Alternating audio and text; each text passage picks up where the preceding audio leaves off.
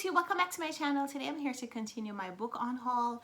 Last week I posted a video where I told you that I've taken some books from my book stacks that are behind me because a shelf is gonna go in this area and all the books that are stacked up here on the floor, they won't fit in the shelves. So it's time for me to start whittling down my book collection a little bit, and I have some books that I really don't need to hold on to. Some of them are books that I read and enjoyed, but I know I won't be rereading them, and I think it's appropriate for me to send those books on their journey, send them on to another home where someone else can read them and enjoy them, because what's the point of me keeping a book if I'm not going to reread it? That's very different from my usual philosophy in that I want to collect books.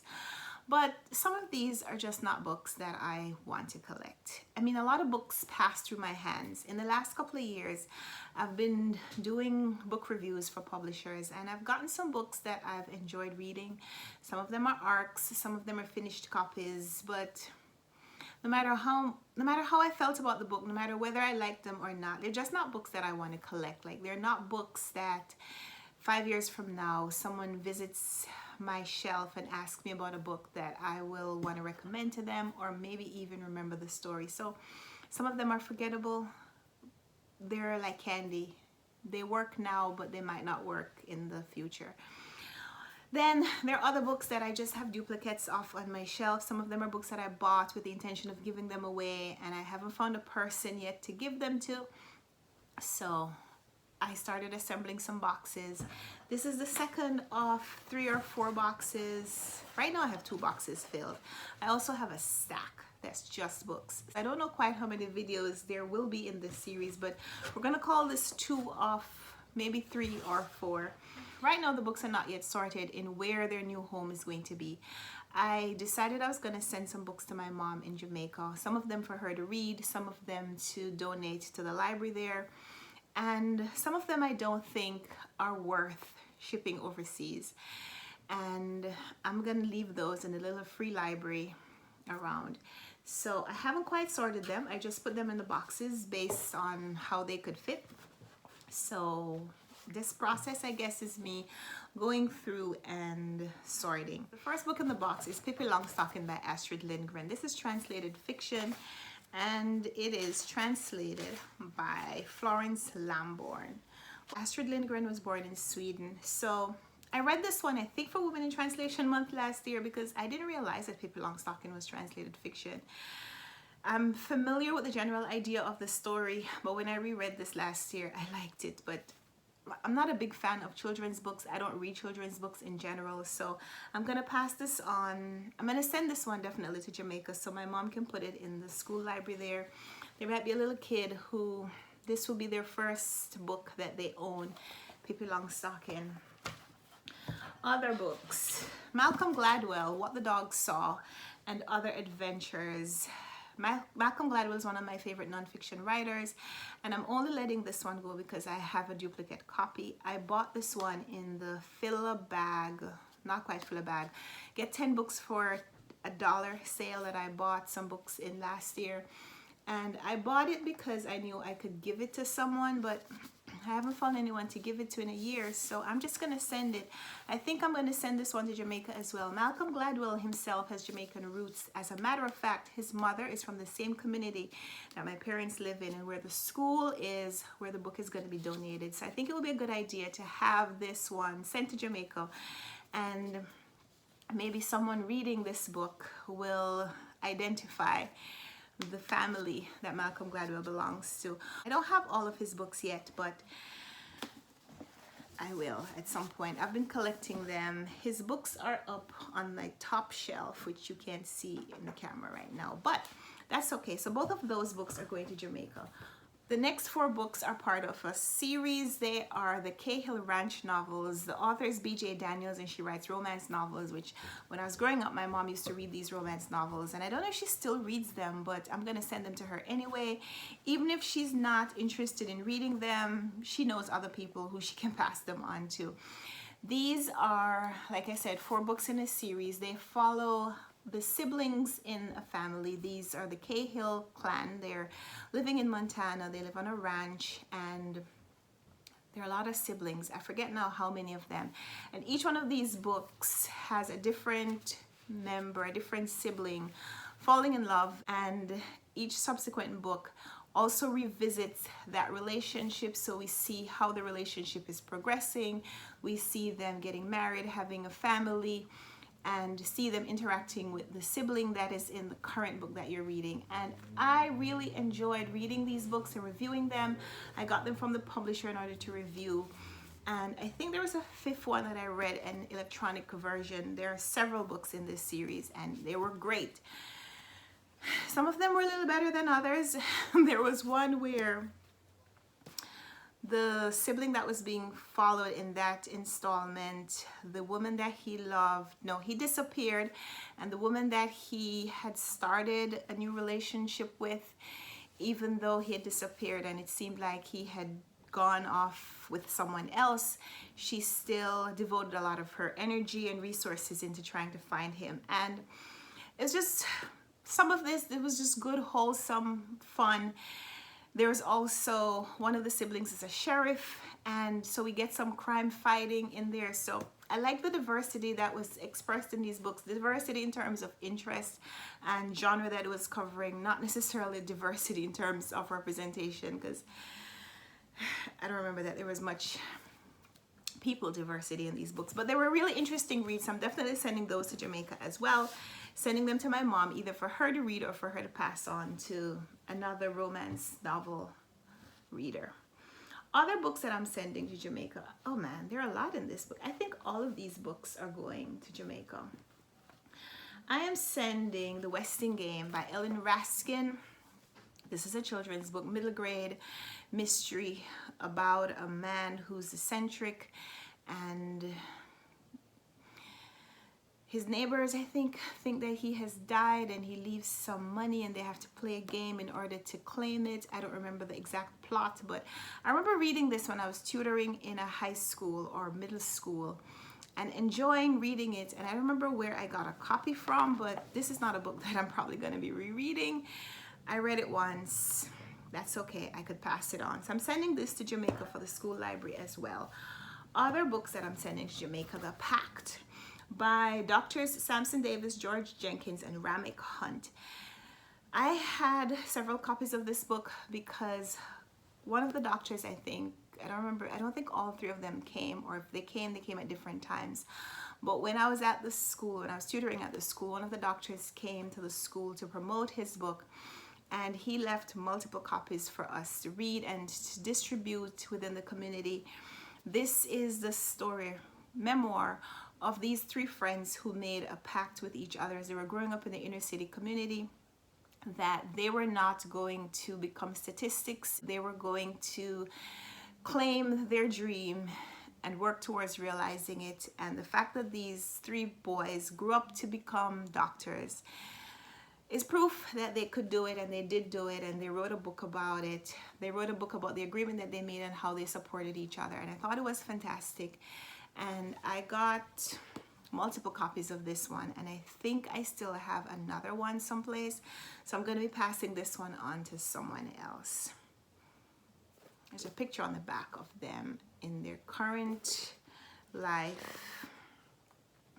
The book was published in 2002. I hope they're still being successful doctors. Next book was one that I planned to read, but I don't think I'm going to. I'm just not very interested in middle grade books. This is Laurie Halse Anderson's Chains. This was a National Book Award finalist and Scott Odell Award for Historical Fiction. I know at some point I could read this, but it's just not my kind of book. This one is, I don't even know what the story is about. It is set in 1770. Okay, maybe I should keep this one. Okay, maybe I'm gonna hold on to this one. I think the fact that my husband is a history teacher means that I should keep the books that are historical and maybe read some of them. I'm gonna keep that one. The next one is a book that I read a couple of years ago and enjoyed reading, but I know I'm not going to reread it. This is Miss Spitfire, Reaching Helen Keller, and it's a novel by Sarah Miller. And this one is based on the life of Annie Sullivan, who was the woman who worked as a governess slash tutor for Helen Keller. If you're not familiar with who Helen Keller was, she was a young girl who was born blind and deaf. But despite her disability or her inabilities, she had a very big heart, big spirit, great ambitions for her life. And it was the job of this young woman named Annie Sullivan to kind of calm her. At the same time, she was teaching her.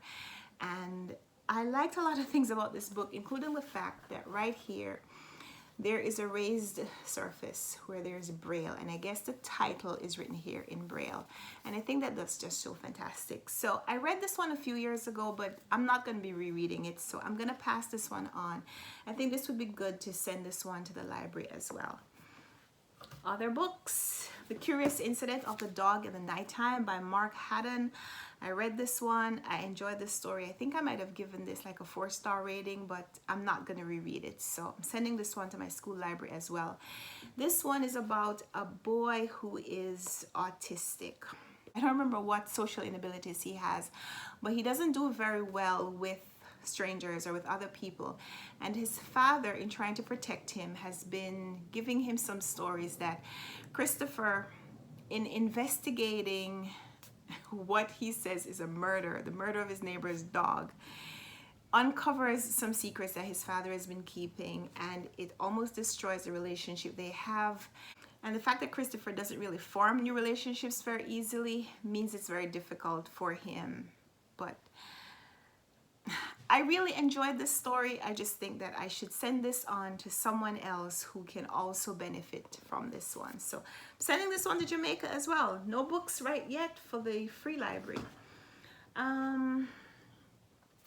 Maybe the next few are going to be for the free library. This one I got as a giveaway. I won a giveaway from Jen Campbell's channel, and Jen sent me this book all the way from England, and I was so appreciative. And I read this story with very high expectations, but I didn't love it. And I wish I did. No matter how much you wish you love a book, it's either you love it or you don't. This is Things Bright and Beautiful by Anbara Salam. And I love the cover. I love that this book, immediately you can tell that it has some kind of a jungle setting, and it does. The main characters in the story are a couple who moved to, I think, a fictional island in the Pacific.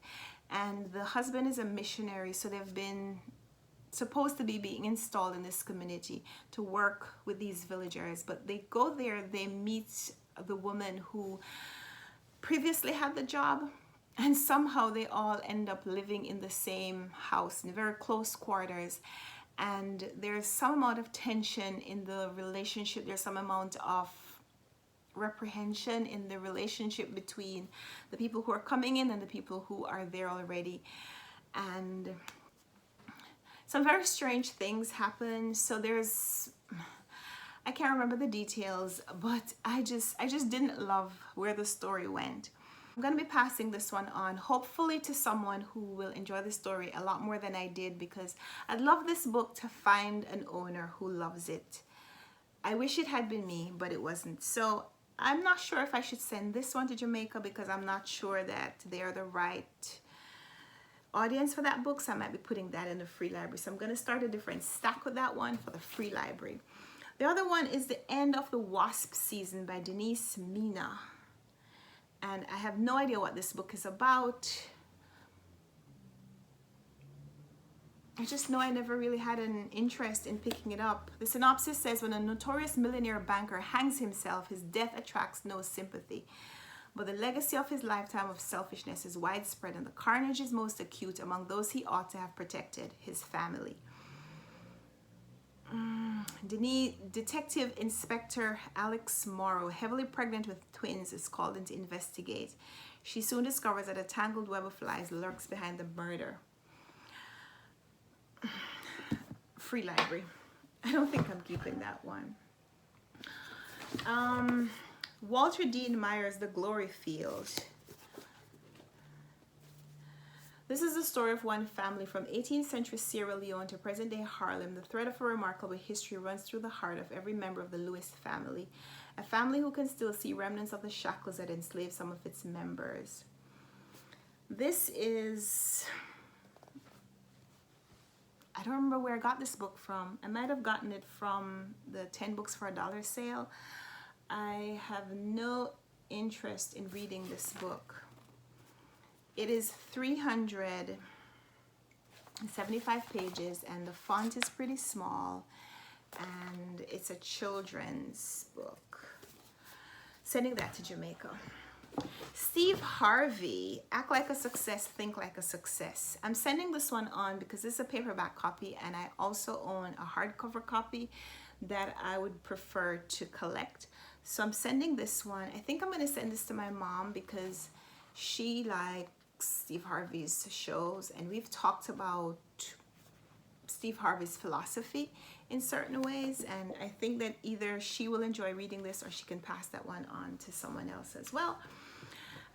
This book has been on my shelves for a really long time and I've never read it. Emily Giffen, Love the One You're With. I know Emily Giffen writes a lot of books for women, and I've owned this book for years and I've never read it, and I have no interest. So I'm not even going to read the synopsis of that one to you. Fear and Trembling by Emily Natha.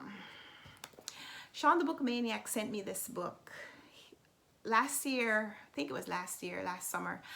I read some books by Emily Natha and they were interesting. Emily Natha is a Belgian / French / Japanese writer. She spent some time in all 3 countries and she writes, I think, primarily in French. And I read 2 of her novels or novellas last summer and really enjoyed them. And then Sean read this one and he hated it. This one is set in Japan, so it's a little different from the other novellas that I had read. The 2 books that I read featured a main character who was a novelist who was carrying on relationships with people who had started off as her fans, made contact with her by writing her letters and I guess fan mail, and she started relationships with them, and the novel or novella focused on how those relationships progressed. This one is very different because it's set in Japan, and Sean read this one and he hated it, but he said since I had read some books by her, he was going to send it to me. And I read this one and it was very different.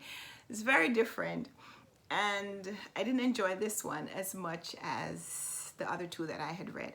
So I'm going to send this one on to someone. Sean read it, he sent it on to me, so I'm going to make it like a chain letter and pass it on to someone else. I think I'm going to leave this one in the free library. It might find a home. The cover is a movie cover. It says it's a #1 international bestseller, now a major motion picture. So Fear and Trembling by Emily Natha. If you're living in New York City, go to the Harlem Little Free Library. You might find this one in there when I drop it off. And the last book in this box is Why Not Me by Mindy Kaling. Mindy Kaling, everybody knows her. She was, what was her name? Kelly?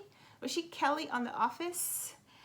And of course, she has her own shows that she has produced and starred in. Since then, she's done sitcoms. And I think that her life, her story is so inspiring, so I picked this one up, but I've read it and I know I'm not going to reread it. I've read both of her books. The first one was Is Everyone Hanging Out Without Me? And then this one, Why Not Me, is a little bit more inspirational, and I think I should send this to someone who hasn't read the story and might get something new from it. So I might send this one to Jamaica just because Mindy Kaling is, as an Indian woman, she's a person of color, and some girl might be interested in starting a career in television or writing. So those are my 2 stacks. Most of the books I'm sending to Jamaica, 4 of them I have identified here. I'm going to be putting in the little free library. I'm probably going to make a stop to the library tomorrow. So in my vlog for this week, you will see me visiting the little free library to put these 4 in. So that's this Unhaul video.